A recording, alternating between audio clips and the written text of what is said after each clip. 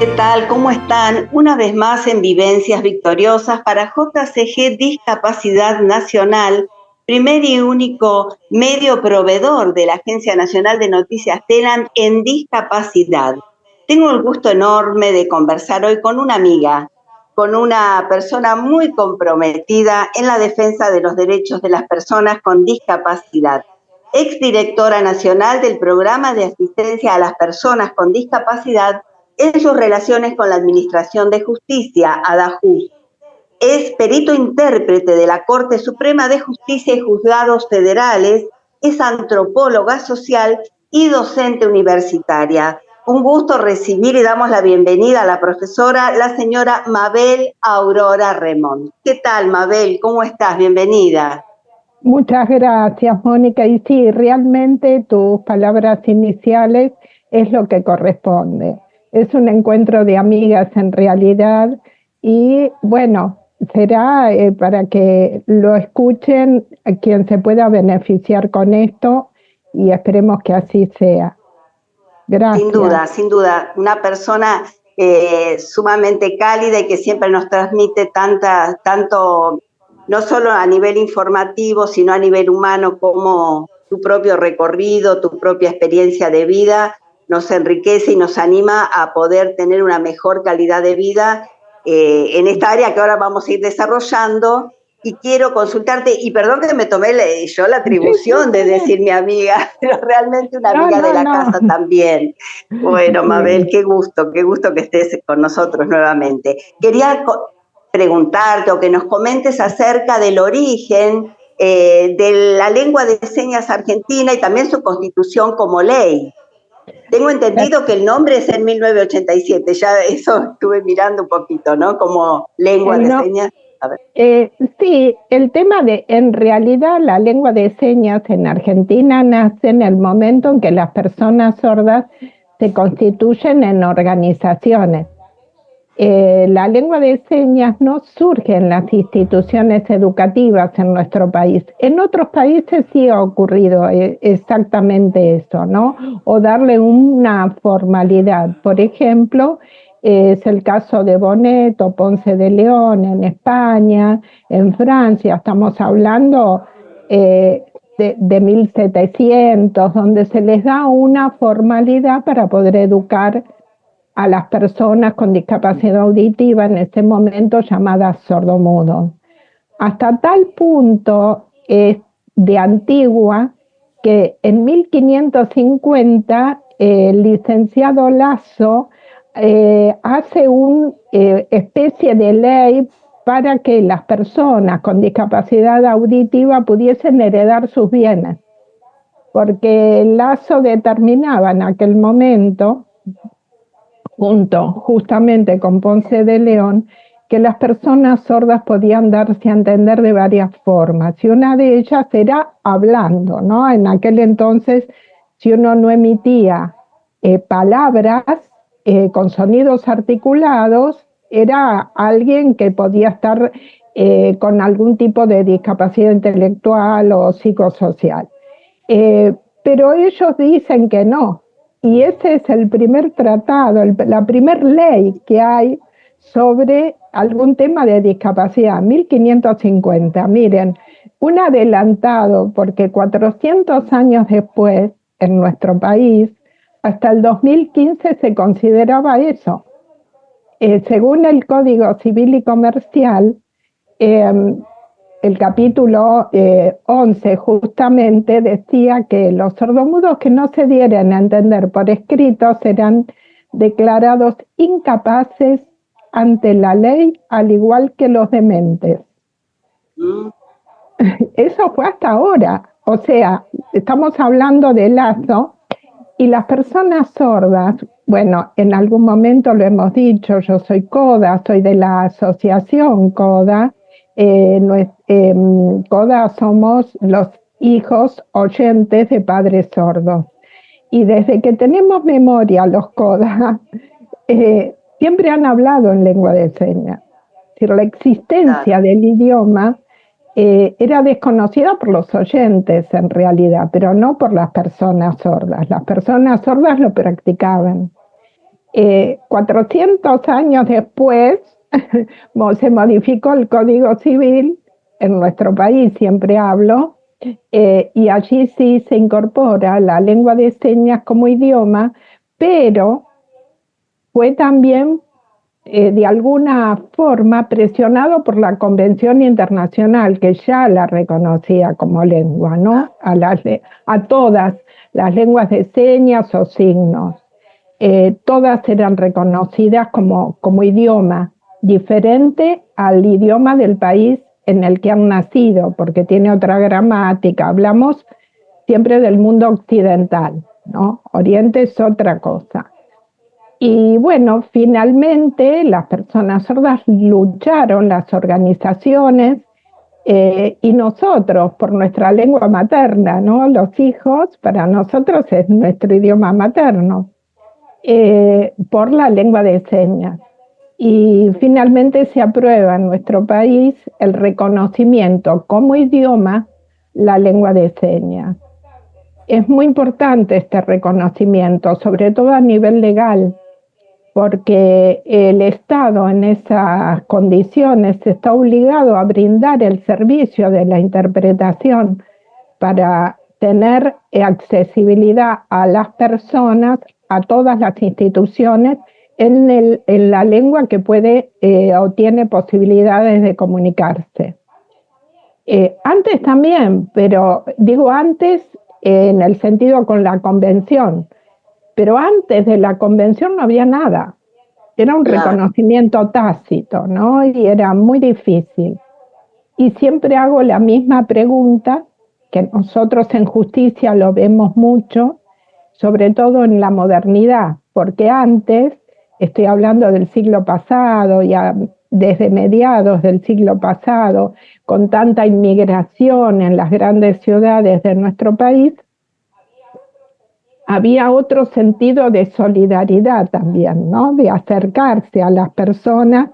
Me refiero a aquellos matrimonios sordos, por ejemplo, cómo se los asistía para que lleven a sus hijos a vacunar, a anotarlos en las escuelas, al médico, en caso de ser necesario. ¿Quién lo asistía? Hoy, muchas veces, se los acusa de falta de cuidado a esos papás. Y en realidad no es falta de cuidado, no están las condiciones dadas para que ese papá y esa mamá se puedan comunicar en el ámbito de la salud, con el pediatra de sus hijos, o en la farmacia, para ir bueno, allí puede ir con una receta, pero en la escuela, inscribirlo en la escuela, ¿no? Hablar con los docentes, el acompañamiento en la tarea. Todo esto fue omitido. Antes no se denunciaba, repito, porque había otro sentido de solidaridad, a veces entre vecinos. En mi caso particular era todo un barrio de inmigrantes prácticamente, y claro, eran más solidarios y hacían fiestas de fin de año. Otros vínculos. Sí. Otros vínculos, tal y cual. Ya que vos mencionás en tu barrio, quiero que nos comentes, muchos ya lo sabemos, pero a lo mejor muchos no, acerca de tu propia historia familiar, cómo es tu contexto, esos primeros años, esa primera infancia, que a mí me parece, digo, vos sos como esas personas que, bueno, ya llegan con una finalidad determinada y uno dice, ¿cómo llegó hasta tal lugar o cómo fue su trayectoria? Pero claro, hay todo un contexto familiar que propició también todo cómo vos te involucraste y te comprometiste con este tema de las personas sordas o las diferentes de discapacidades, todas, claro. Ay, gracias. Bueno, nacer en una familia donde no hay personas oyentes, yo tuve, siempre digo suerte, porque otros CODA, la Asociación CODA Argentina, que somos nuestra asociación, siempre nos hemos reunido justamente por esto que voy a comentar, ¿no? Nos instrumentamos como organización civil para poder colaborar tanto con padres sordos como con sus hijos oyentes, ¿no? Es ese vínculo social que la propia sociedad rompe. Sin querer o por ignorancia, lo rompe. Bueno, en mi caso no fue así porque no había oyentes en la familia. Al no haber oyentes y ser la única oyente, todo para mí era natural. Se naturalizaban esas voces, ¿no? El sonido de la voz de la persona sorda, tan típico. Eran varios, ¿no? Que vos has comentado. Sí, eran 6 personas. Y todos los amigos.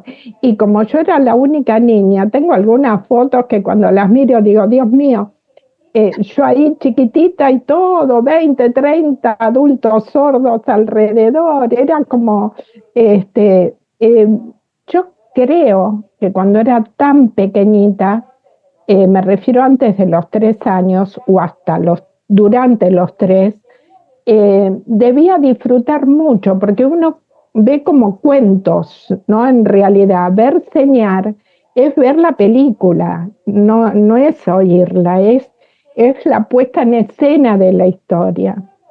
Y recuerdo eso, algunos pasajes, porque mi papá falleció cuando yo iba a cumplir 4 años. Y la que fue al sanatorio y la que le da el diagnóstico era yo, con 3 años y 10 meses. Por eso tengo tan presente eso, ¿no? Y no fue solamente ese punto, tuve muchas otras sonrisas y disfrutes hasta que los oyentes me dijeron que no podía ser feliz en una familia de sordos.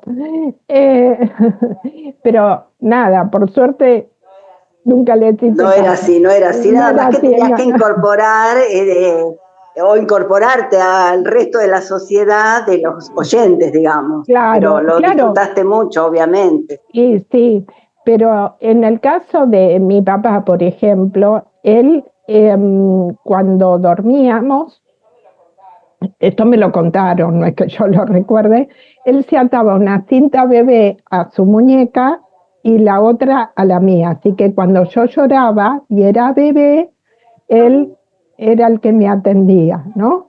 Buscaban... Qué amor, qué interés, cómo los seres humanos utilizamos recursos, en este caso tu papá, para estar tan atento y tan pendiente. Por eso hago referencia a lo que unos minutos antes nos decías, que a veces se acusa sin saber, realmente por ignorancia, porque ¿cómo un padre o una madre no va a estar atento a sus hijos o a su hija en este caso? Simplemente que por esto de ignorar o desconocer cómo es el vínculo, cómo es el trato, se ignora que realmente hay un cuidado y una apreciación inmensa hacia sus hijos. ¿Cómo es el día a día? ¿Cómo es el día a día detrás de la puerta, ¿no? En el interior. Bueno, no tenía televisión, por suerte, no sonaba ni el timbre en mi casa. Claro, todo eran luces, todo eran estímulos visuales. Pero mi papá era una persona muy creativa, evidentemente, y siempre buscó herramientas como para poder, una de ellas, que para mí es muy tierna, es que mi nombre, Mabel, se debe a que él lo podía pronunciar. Y nunca dudó que su hija o su hijo iban a ser oyentes. Entonces, como él lo podía pronunciar, quería que su hijo o su hija escuche el nombre de la voz de su papá. Entonces, el Mabel lo podía pronunciar y así me llamo, Mabel. Qué lindo, qué hermoso recuerdo, sumamente emotivo, hermoso. Sí. Y todo el detalle ese de la cinta, como vos decís, muy ingenioso como para estar atento que no te sucediera nada, porque es verdad, durmiendo, ¿cómo se enteraba si no escuchaba el llanto? No había forma si no me miraban, y durmiendo duermen, y más al no oír, ¿no?, los sonidos. Pero bueno, y mi mamá también tenía cuestiones ya de más grandes, ya mi papá no estaba, pero estaban mis tíos en casa, vivíamos todos juntos. Mi mamá leía mucha poesía española para no olvidarse el castellano. Por la falta de práctica se lo olvidan. Sí. Así que yo hablaba con qué papanata eres, y en la escuela claro, y se incorporaba todo. En la escuela se burlaban mucho y me hacían todos los sonidos de Batman en ese momento, Zambomba, me decían, ¿no?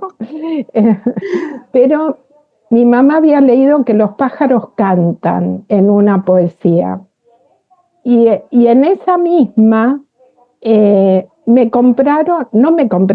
traían de Córdoba a Buenos Aires, porque teníamos una casita en Salsipuedes, traían corbatitas, cardenales, un montón de pajaritos para que yo escuche cantar. Pero qué amorosos y súper atentos a esos detalles mucho. Que ellos no podían disfrutar del sonido del ave. ¿Qué interpretaba ella por cantar también? ¿No? Ella leyó, los pájaros cantan, Mabel oye, tiene que escuchar cantar.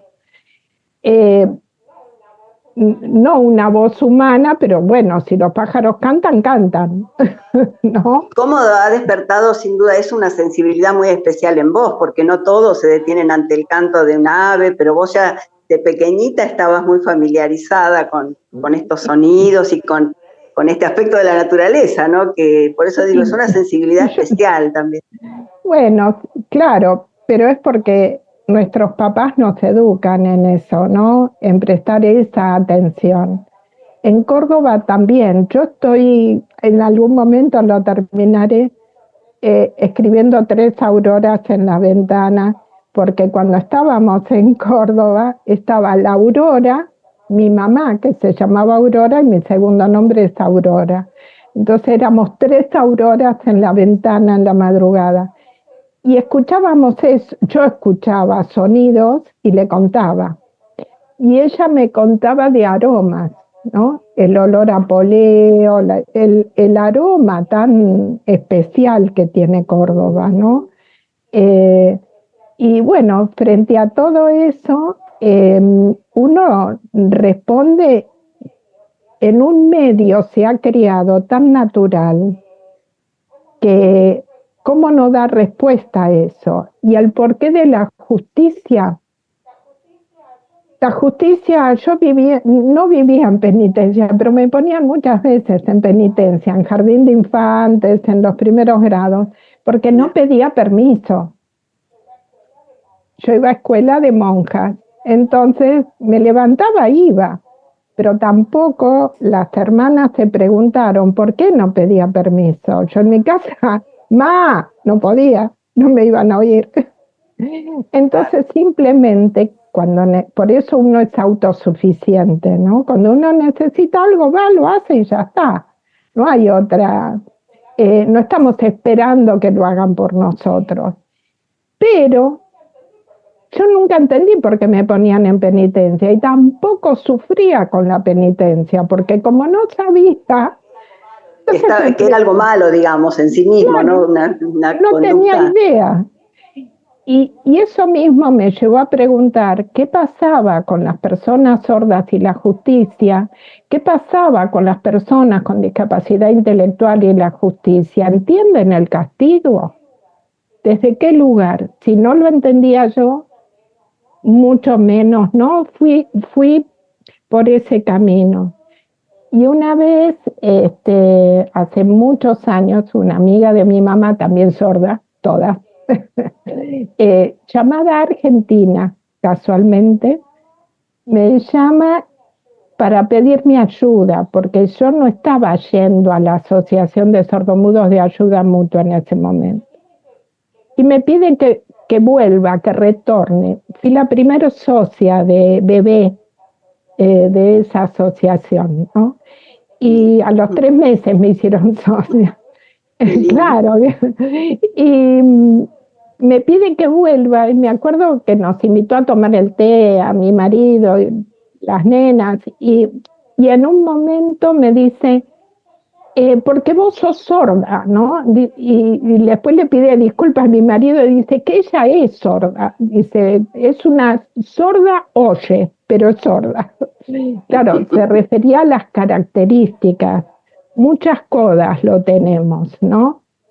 Digo mujeres sobre todo, porque son los que los papás sordos eligen para comunicarse. En general, a la hija mujer si hay más hijos, o a la mayor. Bueno, y Argentina me dice, necesitamos una ley. Y así fue como promocioné y trabajé la ley de lengua de señas del gobierno de la ciudad. Estamos hablando del año 2001. Llevó también, llevó su tiempo, su proceso. Sí, trabajamos la ley del gobierno de la ciudad, se aprobó por unanimidad el reconocimiento de la lengua de señas como idioma en la ciudad de Buenos Aires. El fundamento y todo lo hemos trabajado y con el respaldo de ASAM también, ¿no? Se trabajó fuertemente. Al principio de una ley nadie nota la diferencia. El resultado se ven unos 5, 6 y hasta 10 años posteriores. Para el 2010 ya había intérpretes por todos lados. Hermoso, sí, porque era más que necesario. Y sí, igual faltan profesionales. Sí, no, hay que trabajar muchísimo. Intérpretes, peritos, intérpretes, sé que hay muy pocos oficiales, ¿no? Muy pocos, muy pocos. El año pasado hicimos desde el Ministerio de Justicia un trabajo para hacer facilitadores de la comunicación para todo el país, para que cada corte de provincial tenga algún referente, ¿no? ¿Qué hace un facilitador? No es solo para personas sordas, es para personas con discapacidad intelectual. La ley del gobierno de la ciudad, que tardó tanto socialmente en poder implementarse, a nivel nacional va a ocurrir lo mismo. Hasta que la sociedad incorpore esas medidas, porque no es exclusivamente de las instituciones, nosotros, cualquiera, como usuarios. El trabajo de la pericia, a diferencia de un intérprete, es que tiene que conocer los procedimientos legales, ¿no? Procedimiento penal, el civil, tiene que conocer cómo debe obrar en el marco de la justicia, además de la lengua de señas o de comunicaciones alternativas. Y esto, bueno, es un tema. Gracias, Moni, por No, al contrario, los agradecidos somos nosotros. Vos sabés que siempre tus aportes, todo lo que nos brindás, también tu tiempo, tu calidez, tu generosidad. Y vos sabés que en esta oportunidad y en nombre del productor y director de JCG Discapacidad Nacional y también en el de todos los que hacemos y hacemos posible este espacio, queremos hacer una mención muy especial de honor como primera invitada de honor a la señora Mabel Aurora Remón en reconocimiento de la labor realizada en defensa de los derechos de las personas con discapacidad, destacando su responsabilidad, compromiso, respeto, convicción, lealtad, coraje, valor, sabiduría y desempeño patriótico. Así que sos nuestra primera invitada de honor de Vivencias Victoriosas. Oh. Muchísimo, ay no, me animo. Ay, Mabel, yo estaba tan inquieta también por este reencuentro, poder conversar, siempre me acuerdo de tu niñez, toda tu historia y tu trayectoria también profesional, sin duda, es muy enriquecedor para nosotros, para este espacio, y bueno, ojalá que pronto podamos continuar esta charla que hoy hemos iniciado y te llevamos realmente en el corazón, por eso sos nuestra primera invitada de honor. Gracias a ustedes y gracias a JCG, gracias con todo mi corazón, por todo lo que hacen y la difusión que realizan de este tema que mucha gente no se interesa porque ni siquiera lo conoce. Así que la labor de ustedes es fundamental. Muchísimas gracias. No, al contrario, los agradecidos somos nosotros, queremos informar, difundir, y para eso estamos también en YouTube. Le comentamos a todos nuestros amigos que ahí pueden suscribirse, también comentar, compartir, poner me gusta, y también nos encuentran en TikTok e Instagram, siempre como JCG Discapacidad Nacional. Así que un gusto haber conversado con la señora Mabel Aurora Remond y nos despedimos hasta la próxima. Muchas gracias. Gracias.